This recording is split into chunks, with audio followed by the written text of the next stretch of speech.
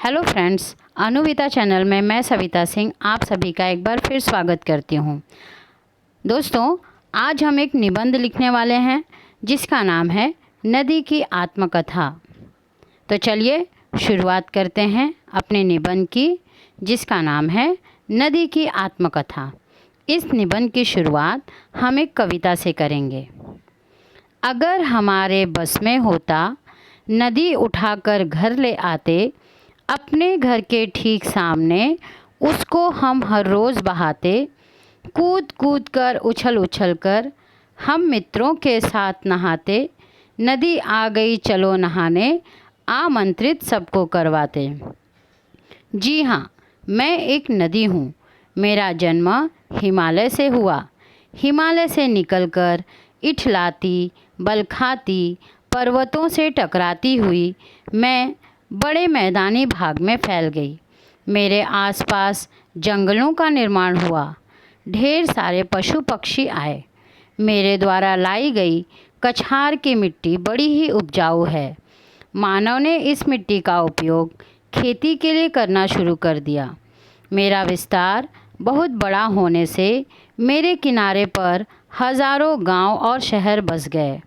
मेरे पानी का उपयोग लोग खेती करने, खाना बनाने, कपड़े धोने, पीने तथा कारखानों के लिए करने लगे। मैं लोगों का पालन पोषण करती हूँ, उनके हर काम आती हूँ, इसलिए लोग मुझे माता कहते हैं। मेरे तट पर अनेकों मंदिरों का निर्माण हुआ है, इसलिए यहाँ पूरे वर्ष पर्यटकों का आना जाना लगा रहता है। मेरे अंदर लोग नौका विहार भी करते हैं। वैसे तो मैं लोगों का पालन पोषण करती हूँ, पर हर वर्षा ऋतु में अधिक वर्षा होने से मेरा जल स्तर बढ़ जाता है और मेरे किनारे बसे गांवों में बाढ़ आ जाती है, जिसमें बहुत तबाही होती है। यह देख मुझे बड़ा दुख होता है।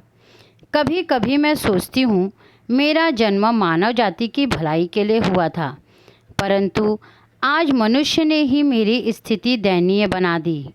मेरा विस्तार लगभग 1400 किलोमीटर तक है, जिसमें लगभग 800 किलोमीटर तक मैं पूरी तरह से मैली हो चुकी हूँ। मनुष्य ने अपने घरों का गंदा पानी, कारखानों के केमिकल वाले पानी मुझ में छोड़ना शुरू कर दिया है, जिसके कारण मुझ में बदबू आने लगी है। मेरा पानी गंदा हो गया है।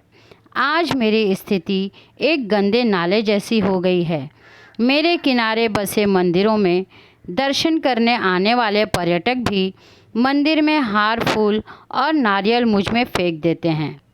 मनुष्य मुझ में नहाता है, कपड़े धोता है, बर्तन धोता है, अपने पशु नहलाता है।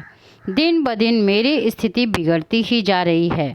अब तो मेरी स्थिति ऐसी हो गई है कि मैंने नदी की जगह एक गंदे नाले का रूप ले लिया है। लोग मुझे पवित्र मानकर यदि मेरा जल पी भी लेते हैं तो वे बीमार पड़ जाते हैं। मेरा पानी अब जहरीला होता जा रहा है। मनुष्य अपने स्वार्थ के लिए पेड़ों की कटाई करता जा रहा है, जिसके कारण वर्षा न होने से मेरा जल स्तर भी धीरे धीरे कम होता जा रहा है। मेरा जन्म लोगों की भलाई के लिए हुआ था, पर अब मेरे ही कारण मनुष्य जाति संकट में आ गई है। इसलिए मैं चाहती हूँ कि सरकार को इस विषय में उचित कदम उठाने चाहिए। प्रत्येक व्यक्ति को मेरे प्रति जागरूक होना चाहिए। मेरे महत्व को समझते हुए उन्हें मेरी स्वच्छता की ओर अपना ध्यान केंद्रित करना चाहिए। मैं जल का भंडार हूँ।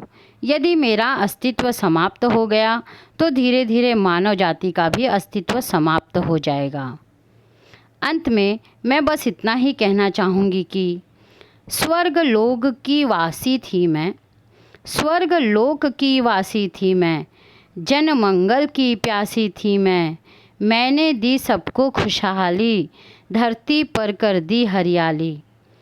पर कूड़ा कचरा और रसायन मुझ में फेंका गया प्रतिक्षण।